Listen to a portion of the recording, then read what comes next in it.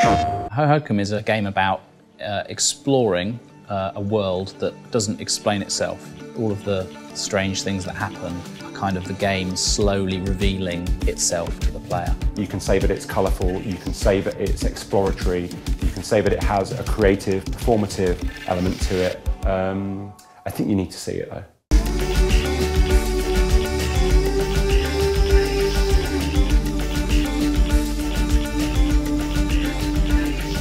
When Dick first sent me that first drawing and said, hey, let's make a game together, I don't think we had any idea that like 6 years later, with a big animation and audio team, we'd still be making this game. It wasn't like, oh, let's make this game about this long, windy character that people ride on. The original idea that inspired Hohokum was just, could we make a video game? It wasn't like this was a game that was the game we've always wanted to make and we had it perfectly realised. It's been a long, strange, meandering journey. Sometimes you don't know, even though it's right in front of your face, you don't know what the best thing is. And then you wake up one day and you're like, it was there all the time. So this is the first piece of Hohokum art that Dick sent me, along with the sort of message, hey, let's make a game together, I've drawn something. We just started to make these prototypes that were very loose, trying to get a sense of what it would feel like to manipulate all of this stuff. The art's evolving and we're trying new things in order to do things like give them more character. And then we introduced a character that's you. For me, this is the start of what Hohokum is today. That was actually quite a hard leap to make, to get rid of him and the player be the line. I remember you saying to me, this is really interesting, why do we need this guy? It's weird, isn't it? Because that is at the core of our idea, but actually it felt like quite a brave or difficult thing to do, didn't it? I think some of our older ideas were more video gamey ideas that were kind of fighting against the art and the mood in the game. We really wanted the game to let you go wherever you wanted and move around in the way that you want to move around. And that got us along the path of thinking about these things as real places. We want it to feel more like a real place than how some video games are, in the sense that you have the freedom to go wherever you want there. It helps you to tune into the fiction of like you're in these places. You know, it reinforces the idea that you're not playing a video game to solve all these tasks, you're just in this place exploring and chilling out. I don't want to suddenly have bits of the game full of things that only make sense in that way that things in a video game make sense because it's a video game. Who cares why these barrels are rolling towards me on fire?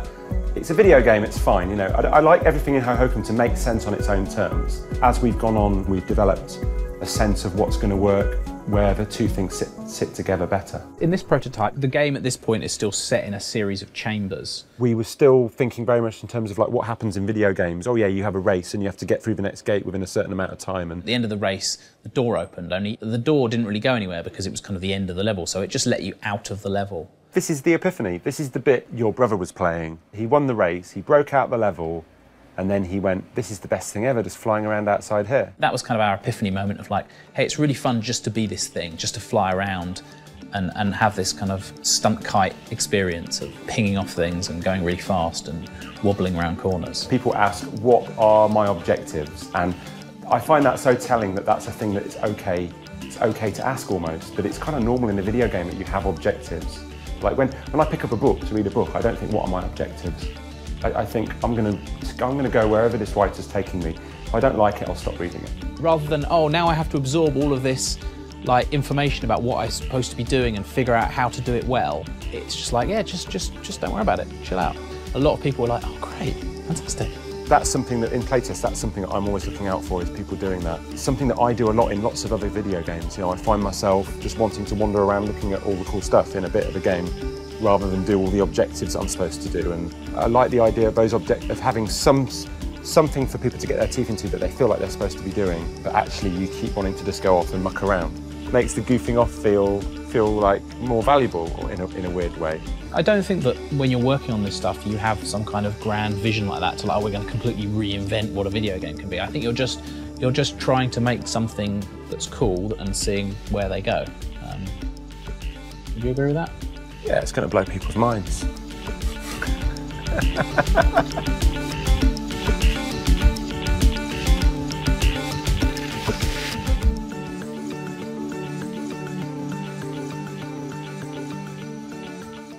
PlayStation